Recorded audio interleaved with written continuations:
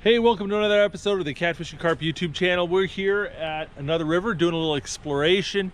I'm going to try to catch a spotted gar today. I really want to catch one and do a catch and cook and do a little leather working project with the hide. So a lot of ambitious goals with this video, but I've also got my catfishing gear and some other gear as well. So we might run into some catfish and just do that instead. I'm really playing it by ear, but we are going to give the gar a try and see what happens. First, got to get the boat launched.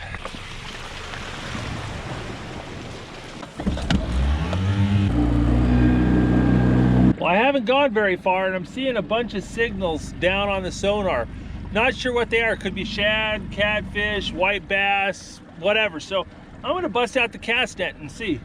I'm at the mouth of where a creek dumps into a bigger river. This is often really a good spot in wintertime for fish to congregate, so no surprises.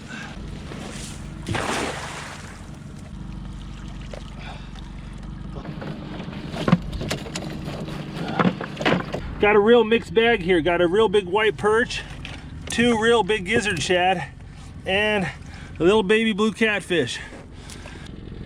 Look at that. Just solid bait fish down there. Man, I could really use some more frozen shad.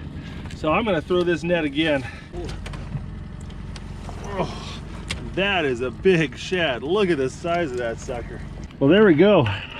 Some monster shad. Look at these guys.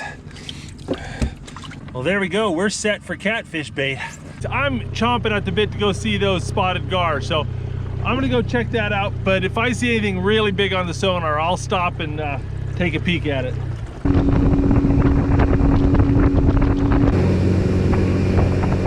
Well, I'm still about 45 minutes away from the spot I wanted to go gar fishing, but look at this fog.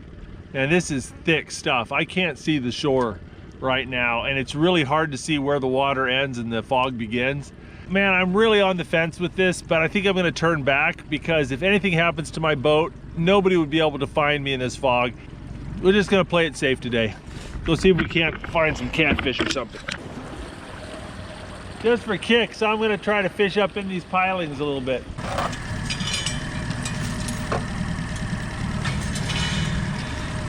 All right, that's one of my more unique anchor jobs, but it seems to be doing the job just right. I'm liking this. Well, the current's really ripping here and I'm using very large baits, so I need to upgrade my leads here. I've got 10 and 8-ounce leads and I'm not 100% sure if that'll be enough. But what I'll do is I'll put the biggest baits directly off the back of the boat, and then I'll put the smaller baits with the heavier leads off to the side. That's a serious piece of fish right there. We are not screwing around. We want big catfish.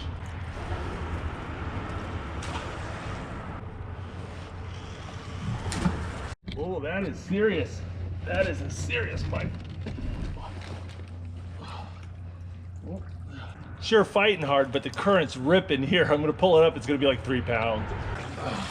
There we go. Maybe a 15-pounder. Not too shabby. All right, let's look at that current. Woo! There you go. I wonder if we can make another go at getting to where we need to be. Well, the fog's gone. Let's give this another try.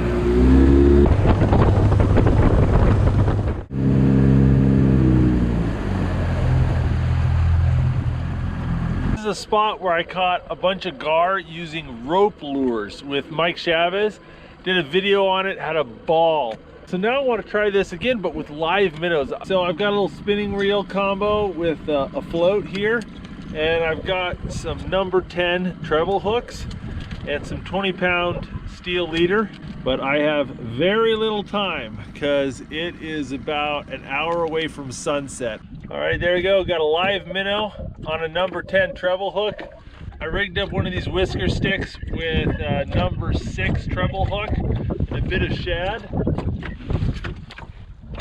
What's going on here?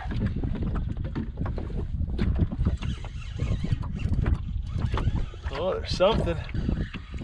Oh, it was on there for a little bit. Where's my bobber?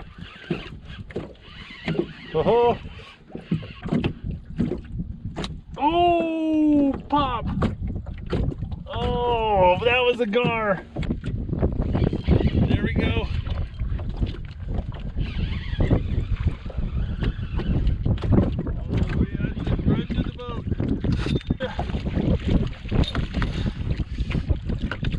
Oh yeah, there we go.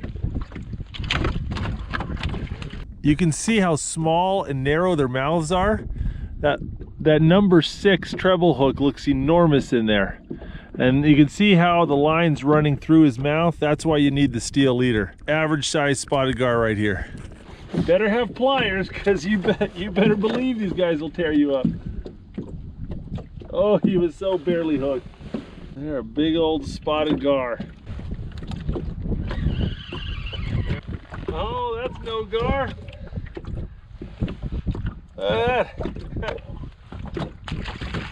Well, you catch a lot of gar when you're trying to catch catfish, and I guess that makes sense that you catch some catfish when you're trying to catch gar. You got another one over here. I mean, these gar really don't slam it. They just kind of swim off with the bobber. But I just let them chew on it for a while. Oh, he just pops off. Really hard to hook them. They got such small, bony mouth. I have to laugh. When I left on this trip, I went into the fridge and grabbed all the frozen bait I had. Instead of grabbing bait, I grabbed 2 bags of leftover Thanksgiving turkey. So, wasted some good turkey. Well, these minnows have worked really well. I got them for like $2 for a dozen at Green Top, but bought way more than I need. Well, I only got about 30-40 minutes to fish this spot because of the fog and everything, but man, I've just had fun. Love to come back here and try this some more. But I landed a fish, and I'm gonna gut him back at the house because I need to get going home now. It's getting dark.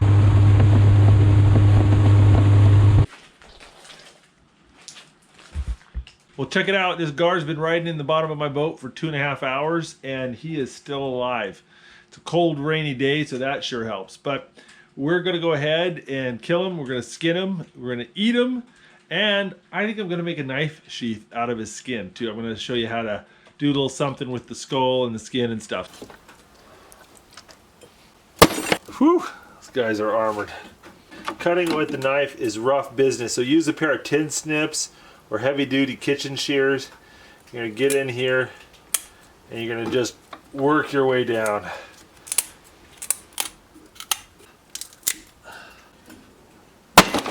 All the innards, we'll go ahead and pull those out. All right, we're going to start on the inside of the rib cage, and we're going to cut down to the skin, and the skin's really tough, so you'll feel it.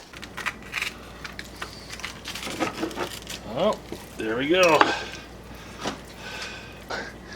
That is the skinned gar. Now there's a lot of things I need to do to prepare this hide, but I just don't have time tonight. So I'm gonna go and sandwich this between a couple pieces of wood and then deal with it tomorrow. Now we have this awesome piece of gar meat right here, and you've got the ribs and the backbone in it. You can cook it whole and then just pick the bones out after the fact, and that would be very easy to do. Nothing wrong with that, but I'm gonna show you how to fillet this. Just going right next to the backbone and just making a big line. Just go down until you hit the rib bones, and then just follow the rib bones. The rib bones are kind of flexible, so if you squish the fillet down, you can kind of get a good go at it. And you can see there's a lot of meat that's left on the carcass when you fillet. This bit on the back is just a really big tendon. You don't want this part. All right, fair amount of meat we need to get off. Ooh. It just bit me. No joke, that head, it's alive, it just bit me. Once you kind of get as much of the meat out of the head as you can, you open up the jaws and put it in the position you want, and then just let it sit and dry for a long time. You want a cool, dry location. So my garage in the wintertime, it's like 40-50 degrees. There's no insects, no bugs. Well, it's the next day and it's time to cook the gar. So I'm gonna try poor man's lobster rolls. Basically, I'm going to make a lobster roll, and only I'm going to use gar meat instead of lobster meat. It's something that I've seen done with northern pike, but I'm going to see how it works with gar. Let's check out the fillets, and the first thing I notice is that the fillets have broken down a little bit. I did a catch and cook video with bowfin a little while ago, and bowfin meat is notorious that if you don't fillet the fish immediately after killing it and cool it down rapidly, that the meat will dissolve and it turns into like applesauce. It's really crazy. This has done that a little bit too. There's this little bit of squishiness on the outside of the fillet. But I killed this fish and filleted it and cooled the meat almost immediately, so it's not too bad. I'm just going to rinse it off. But heads up, when you eat a gar, you want to kill it, fillet it, and cool down the fillets immediately. Now we're cutting them up into bite-sized pieces, setting them aside. So I'm going to dump the fillets into this colander, and I'm going to rinse it off really quick. Then we're going to season it. Then I'm going to salt the fillets, and that'll help firm them up a little bit. And I'm going to hit them with a splash rice vinegar. Give them a little bit of sweetness, and that reduces any kind of fishy smell or taste. We're going to take a substantial amount of butter and melt that down. Get a handful of chopped garlic, put that in there, and a big pile of yellow onions. Just salt the onions just a little bit. Alright, that looks good. Now we're just going to go and toast ourselves some bread here. Alright, get that nice and toasty. This is a steamer tray. You just got a boiling pot of water with this little insert here that you can cook stuff in the steam. Just going to dump them in like this, kind of spread it out. We're going to take a little Old Bay seasoning and a little paprika, and we're going to let that just sit right in there. You can tell it's done when it starts to take on a firmness, and then you roll over some pieces and you don't see any little bits that haven't changed color. Put that into a bowl and give it a little taste. See if it's flavored the way you like. A lot of the salt washes off in the steaming process, so I'm just going to give it a little bit more. Then I'm going to take the melted butter and onions. We're going to mix that in. Oh, that smells good. Then I'm going to take 2 wedges of lemon. Then we're going to take some mayonnaise, get it right like that on our toasted buns. I'm going to add some gar. Oh, that smells really good. Just pile that on nice and tall. Try to get it down on top. There you go. There you go, poor man's lobster roll. This works with a lot of firm white meat fish. Anyone that's had really good lobster will know this isn't lobster, but it's pretty good. It's pretty close. That's good. Well, I'm dripping all over this place. If you guys like these catch and cook videos, make sure to check out our catch and cook playlist. I have dozens of these catch and cook videos. But I gotta go do something with that hide. I wanna make a knife sheath out of it. So I gotta go tan the hide and work it and all that stuff, and I'm gonna show you guys how to do that. I gotta do something with that gar head as well. All right, well, it's been a couple days and the gar head is starting to dry and all this goo is coming out of the head. We're gonna start adding some salt here. I'm gonna go and just dump a ton of salt.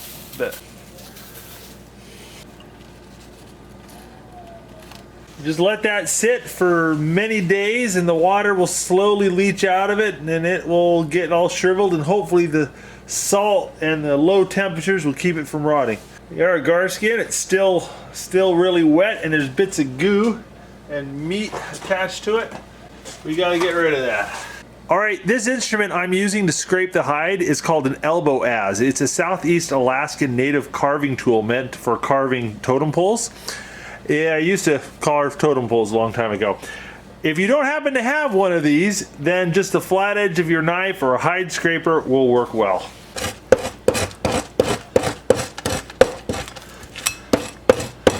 And this works great. Let's see, let's get rid of these fins. So we're gonna start tacking it down.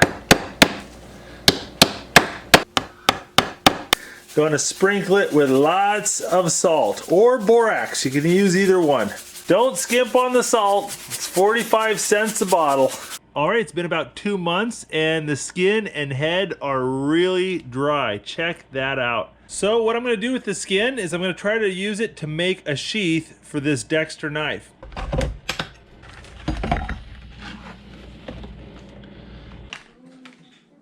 Were you able to do the... Is this another one?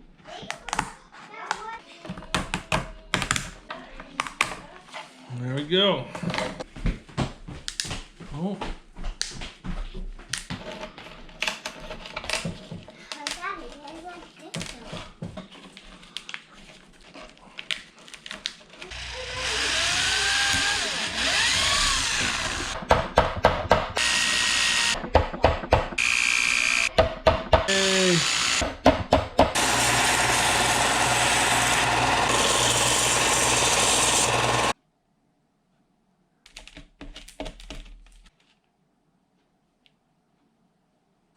So I just put some little 2-part epoxy right along the seam. Go.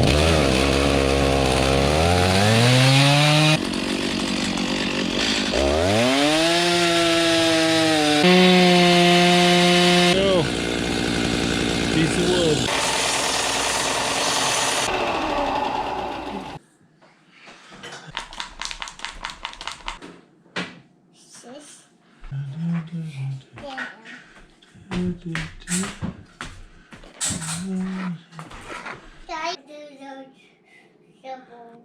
So the epoxy's dried inside the gar skull, and now we're going to clean it up and mount it onto the wood. Is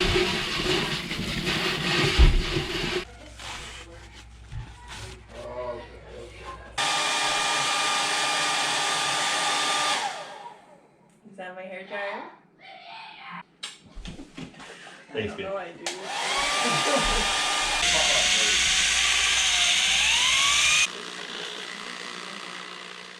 All right, guys, it took a little while, but I am done. Here is my sheath made out of gar skin. It actually worked out pretty darn well. And here is the head. Check that out. That actually looks really cool. I'm gonna hang this up in my garage. But like the way that turned out. Well guys, I hope you enjoyed this video. If you want to see more great videos from the Catfish and Carp YouTube channel, don't forget to click subscribe. We put out new videos every Saturday morning, and we have an entire playlist of catch and cook videos. I'll put links in the description. Thanks for watching, guys. Have a great day.